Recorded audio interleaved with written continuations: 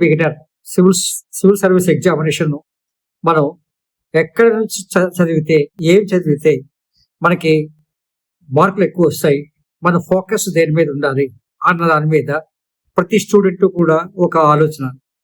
ఈ ఆలోచనకి మనం ఎక్కడున్నాము, ఎలా ఉన్నాము, ఎక్కడి నుంచి స్టార్ట్ చేద్దాము అన్న దాని మీద మనం ఒక చిన్న అవగాహన. ఇక్కడ డైరెక్ట్గా మనం ఏ సబ్జెక్ట్ చదివితే మనం బాగుంటుంది, ఎక్కడ మనం స్టార్ట్ చేయాలి, దానికి నేను ఇచ్చే సలహా ఒకటే. ఫస్ట్ మనం ఎక్కడ ఉన్నామో దానికోసం అర్థం చేసుకోవడం కోసం ప్రయత్నం చేద్దాం.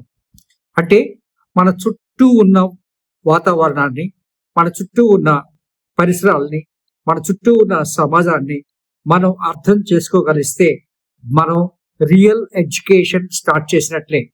సివిల్ సర్వీస్ ఎగ్జామినేషన్ కానీ లేదు అంటే దేనికైనా సరే చాలా ముఖ్యం ఏంటంటే మనం ఉన్న పరిస్థితిని, మన చుట్టూ ఉన్న పరిస్థితిని పరిశీలించి, పరిశోధించి, అన్వేషించి అర్థం చేసుకోవడమే the real education. So let us start the real education from our surrounding.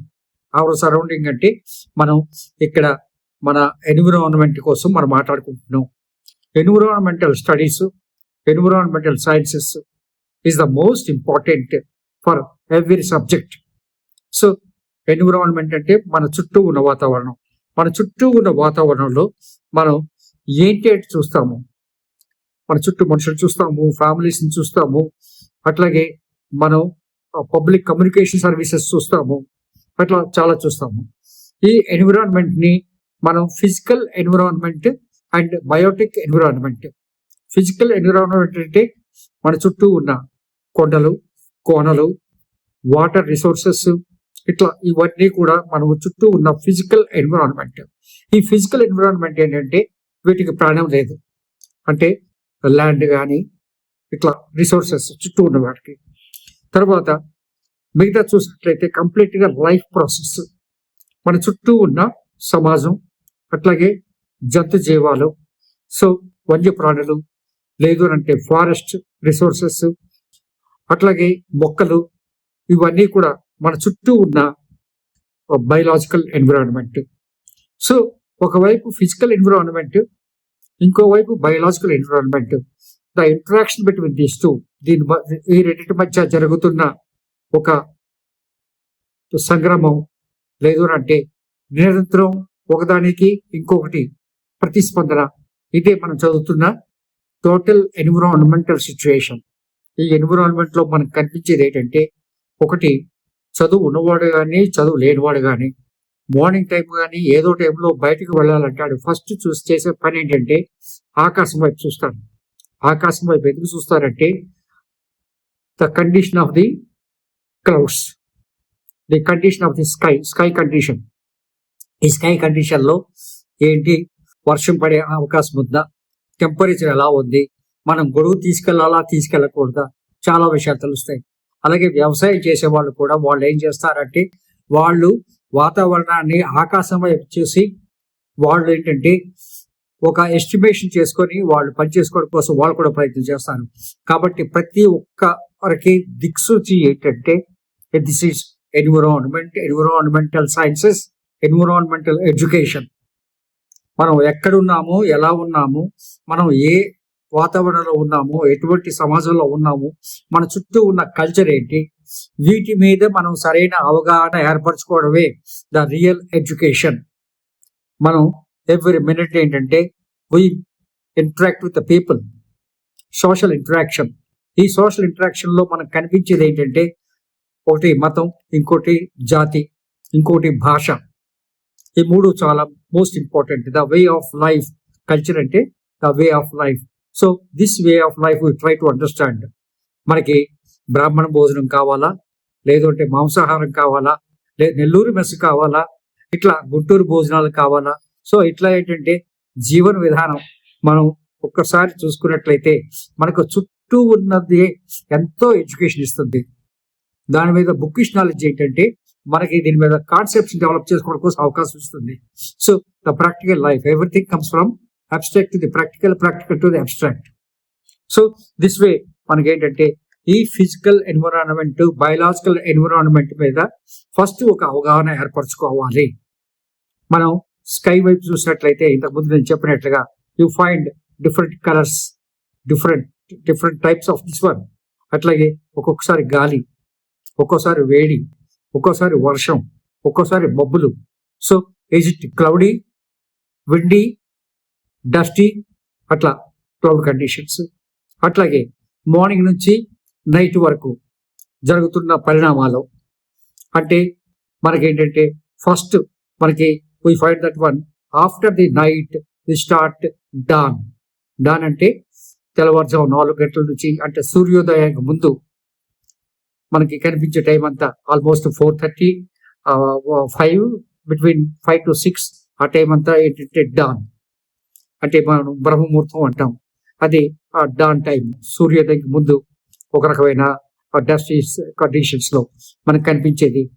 అట్లాగే ఆ తర్వాత మార్నింగ్ తర్వాత మనకు కనిపించేది ఫోర్నూన్, నూన్, ఆఫ్టర్నూన్ తర్వాత ఈవినింగ్ అంటే సన్సెట్ టైం అంటే కొన్ని ప్రాంతాల్లో 6 o'clock, కొన్ని ప్రాంతాల్లో 5 o'clock. Sunset timings change. Good afternoon, good evening comes at the time of the sunset only, అంటే not before 5 o'clock good evening. Good afternoon అంటే 12 తర్వాత 5 లోపల అంతా గుడ్ ఆఫ్టర్నూనే. 5 తర్వాత గుడ్ ఈవినింగ్. నైట్ వస్తేనే గుడ్ నైట్, మనం పడుకునే టైంలో చెప్పేది గుడ్ నైట్. అట్లాగే గుడ్ మార్నింగ్. సో దిస్ వే మనం ఏంటంటే ఎప్పుడు ఏ పదం వాడితే దానికి సరిపోయిన ఇది వస్తుందని కూడా మనం చూసుకోవాలి. సో ఇక్కడ మనం చూసేది ఏంటంటే ఎన్విరాన్మెంట్ లో దేర్ ఇస్ ఇకాలజీ అంటే ఇది ఇక్కడ మనం చూసిందంటే living things in the environment. ఈ living things in the environment అట్లాగే ఇక్కడ మనం చూసేది ఒక green house effect. Green house effect అంటే మనకు తెలుసు there is solar radiation, insolation. So సూర్యకిరణాలు భూమి మీద పడుతున్నాయి. భూమి కిరణాలు మళ్ళీ ఏంటంటే it is reflecting back. For example ఈ రోజు 28 degrees టెంపరేచర్ అనుకోండి. The maximum temperature recorded is 28 degrees or 24 degrees, 22 degrees. రేపు మరో 24 degrees అంటే నేను రేపు 24, ఈ రోజు 24 కలిపితే 48 అవ్వాలి. కానీ 48 అవ్వట్లేదు, 24. రేపు మళ్ళీ 24. మరి నిన్న 24 ఏమైందంటే ఇదంతా కూడా మళ్ళీ అలాగా గాలి, భూమి, ఆకాశం అంటే మేఘాలు ఇవన్నీ కూడా దాన్ని అబ్సార్బ్ చేసేసి మళ్ళీ న్యూట్రల్ చేసేస్తాయి. మళ్ళీ it starts from tomorrow temperature only.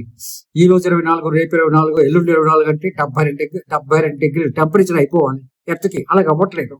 This is because of దీన్ని గ్రీన్ హౌస్ ఎఫెక్ట్ అంటాం. సో టెంపరేచర్ ఎప్పుడు కూడా స్టెబిలైజ్ గా ఉంచడానికి ప్రయత్నం చేస్తుంది ఈ గ్రీన్ హౌస్. అందుకే ఏమంటామంటే వాతావరణం పరిరక్షణకి మొక్కలు చాలా ఇంపార్టెంట్. సో మనం దీన్ని చాలా జాగ్రత్తగా ఉంచాలి అంటాను. సో దీని మీద కూడా మనం చాలా జాగ్రత్తగా అధ్యయనం చేయాలి. ఇక్కడ మనకు కనిపిస్తుంది ఒకటి ఇన్సులేషన్ అంటాము, రెండోది టెరెస్ట్రియల్ రేడియేషన్ అంటాము. సో ఈ ఇన్సులేషన్, టెరెస్ట్రియల్ రేడియేషన్ అంటే ఆకాశం నుంచి వచ్చేది, అంటే cosmic rays which are coming from the, అవన్నీ కూడా టెరెస్ట్రియల్ రేడియేషన్. ఇక్కడ నుంచి బయటకు వెళ్ళేవన్నీ కూడా ఇన్సులేషన్. సో ఇవంతా కూడా గ్రీన్ హౌస్ ఎఫెక్ట్ ని డిటర్మైన్ చేస్తాయి. సో ఇప్పుడు చాలా మోస్ట్ ఇంపార్టెంట్ మనకి ఏంటంటే కంప్లీట్ గా climate, weather condition. What is weather, what is climate, what is the difference between climate and weather, and how climate and weather effect the human life, how climate and weather effect the our daily life. ఇవన్నీ కూడా మనం చదువుకోవాలి. సో ఇట్లాగేంటంటే మనం weather conditions కానీ climate conditions కానీ చదివినప్పుడు చాలా మోస్ట్ ఇంపార్టెంట్ చదువుతూ ఉంటాయి. క్లైమేట్ లో మనకు కనిపించినవి ఏంటి అంటే ఒకటి హీట్, రెండు what we call this one water vapour. ఈ రెండు కూడా మన తాలూకా వెదర్ ని, క్లైమేట్ ని ఇన్ఫ్లుయెన్స్ చేస్తాయి. టెంపరేచర్ ఎక్కువ ఉన్నట్లయితే ఆటోమేటిక్ గా ఆ గాల్లో తేమ తగ్గుతుంది. అదే గాల్లో తేమ ఎక్కువైనట్లయితే టెంపరేచర్ తగ్గుతుంది. సో మనకు అర్థమైపోతుంది. ఇప్పుడు మనం సమ్మర్ సీజన్ లో ఉన్నాము, చాలా వేడిగా ఉంది అని అంటే ఇందులో గాల్లో తేమ శాతం తక్కువ. అదే వింటర్ సీజన్ చూసరికల్లా గాలిలో తేమ శాతం ఎక్కువ. సో ఇవన్నీ కూడా మన తాలూకా దైనందిన జీవితాన్ని చాలా ప్రభావితం చేస్తాయి అని చెప్పచ్చు. సో మనం ఏమంటామంటే మన దైనందిన జీవితాన్ని అర్థం చేసుకోవడానికి మొట్టమొదటి మనం చేసే పని ఏంటంటే we read about the environment, మన పరిసర ప్రాంతాన్ని చదవడానికి ప్రయత్నం చేస్తాము. సో ఎందుకు ఒక ప్లేస్ కూల్ గా ఉంటుంది, ఎందుకు ఒక ప్లేస్ వేడిగా ఉంటుంది. For example, now it is beginning of summer in India and now it is the beginning of winter in Australia. So ఎందుకు, why this kind of differences, what is the time in India, what is the time in other countries, so what are the time zones. So ఇట్లాగేంటంటే మనం ఈ పరిసర ప్రాంతాలని అర్థం చేసుకుంటూ మన చుట్టూ ప్రాంతాన్ని అర్థం చేసుకున్నట్లయితే చాలా మట్టుకు సోషల్, ఎకనామిక్, పొలిటికల్ లైఫ్ మీద మనకి చాలా మట్టుకు అవగాహన వచ్చే అవకాశం ఉంది. అందుకే ఏమంటాం అంటే social sciences dominates or social sciences occupies 70% to 80% of civil service examination. ఈ సోషల్ సైన్సెస్ లో కూడా జాగ్రఫీ అన్నది ఆల్మోస్ట్ 40% ఆఫ్ మార్క్స్ ఆక్యుపై చేస్తాయి one way or the other. ఇందులో జాగ్రఫీ అనేసరికల్లా మనం ఎన్విరాన్మెంట్ మాట్లాడుతుంటే మనం ఈ ఎన్విరాన్మెంట్ లో జాగ్రఫీ మాట్లాడుతున్నాం. For example, we find the relief features.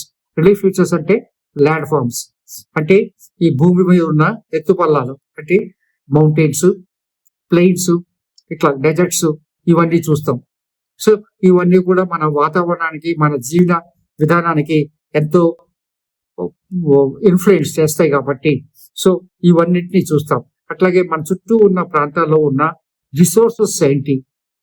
For example, you take Visakhapatnam. Visakhapatnam has a Coast line. అక్కడ సముద్ర తీరం ఉంది. సముద్ర తీరం ఉంటే సముద్ర తీరంలో ఉండే లైఫ్ ఎలా ఉంటుంది, అక్కడ డెవలప్మెంటల్ యాక్టివిటీస్ ఎలాగుంటాయి, అక్కడ ఉన్న అవకాశాలు ఎలాగుంటాయి, ఆ చుట్టుపక్కల సిటీస్ డెవలప్ అవడానికి ఉండే అవకాశాలు ఏంటి, ఎందుకు విలేజెస్ నుంచి సిటీస్ వైపు ప్రజలు వస్తున్నారు, ఇవన్నీ కూడా ఎన్విరాన్మెంటల్ ఎడ్యుకేషన్ మీరు అర్థం చేసుకోవడానికి ప్రయత్నం చేసినట్లయితే మీరు చాలా మట్టుకు సివిల్ సర్వీసెస్ ఎగ్జామినేషన్ లో మీరు భాగస్వామి అవ్వగలరు, మీరు చదవగలరు, అర్థం చేసుకోగలరు. ఎందుకంటే మనం మ్యాక్సిమం చదువుతాన్ని కూడా మన చుట్టూ ఉన్నవి చదువుతాం. సో ఆకాశం చూస్తే ఆకాశం కోసం చదువుతాం, కింద చూస్తే కింద చదువుతాం. సో ఇట్లా మన చుట్టుపక్కల ఏం చూసినా సరే మన చుట్టూ ఉన్న వాతావరణాన్ని, మన చుట్టూ ఉన్న పరిసర ప్రాంతాలని, అట్లాగే మానవ జీవనావళిని, ఇవన్నీ మనం అర్థం చేసుకోవడం ప్రయత్నం చేస్తాం. కాబట్టి ఇక్కడ నేను చెప్పేది ఏంటంటే ఎన్విరాన్మెంటల్ సైన్సెస్ మీరు కానీ బిగించేసినట్లయితే అది కూడా మీరు చాలా కష్టంగా దూరంగా వెళ్లకుండా 7th standard NCERT environmental studies పుస్తకం మీరు చదివినట్లయితే మీకు ఏంటంటే బిగినర్స్ సరిపోతుంది. అంతకు మించి మీరు చదవక్కర్లేదు. అది చదివిన తర్వాత next letters come to the other topic. So నేను ఈ ఎన్విరాన్మెంటల్ సైన్సెస్, అట్లాగే ఇండియన్ పాలిటిక్స్, పబ్లిక్ అడ్మినిస్ట్రేషన్, అట్లాగే ఎకనామిక్స్, ఈ అన్ని సబ్జెక్టుల మీద కూడా మీకు ఒక కూలంకషంగా ఒక ఐడియా ఇవ్వడం కోసం నేను 3వ తారీఖు నుంచి, మార్చి 3 నుంచి కానీ 4వ తారీఖు నుంచి కానీ 65 days ప్రోగ్రామ్ కండక్ట్ చేయబోతున్నాను. ఈ రోజు మనం చెప్తున్న వీడియోలో where to start, how to start అన్నది మాత్రమే ఈ వీడియోలో చెప్పాను. Thank you very much. All the best.